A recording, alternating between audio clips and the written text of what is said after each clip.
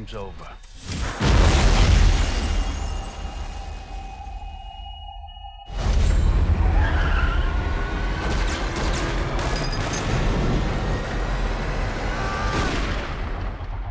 It killed Craig and Harris. We have to do something.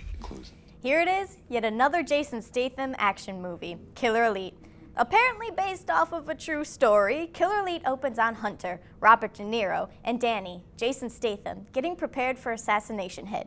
Right in the very beginning, there's a car explosion, dead bodyguards everywhere, and police everywhere. It's a huge bloodbath. Just as Danny is about to finish the job, he realizes that his target is actually a child, and ends the first scene with an overly acted, "I can't do this anymore." Then it cuts to a different place without really giving the audience time to realize what the hell just happened. And that's pretty much how the rest of the movie is.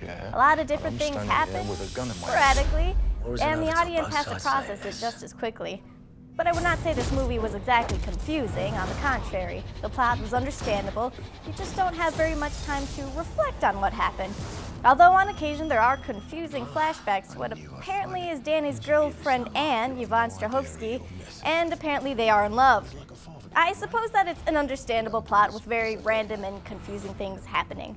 However, in terms of action, there is a good amount of it, and I found myself pretty entertained when I saw Jason Statham beat the living crap out of Clive Owen and jump out of a window while still being tied to a chair. And then the chair is magically gone. And while Jason Statham is running around delivering some pretty bad hurt to Clive Owen, Robert De Niro is being held hostage by terrorist group, and you see way less of him than you really want to. But I suppose it's for the best, because when you actually do see him run around, it's kind of sad. And for the first time, I thought to myself, wow, Robert De Niro is getting too old for this, a sense I thought I would never have to say, and unfortunately, it had to be said. It was like Harrison Ford in the Kingdom of the Crystal Skull kind of sad. And if I forgot to mention earlier, the only reason that Statham is doing all of this is because De Niro is being held hostage by a radical terrorist leader in the Middle East. And he's established as an important character in the beginning.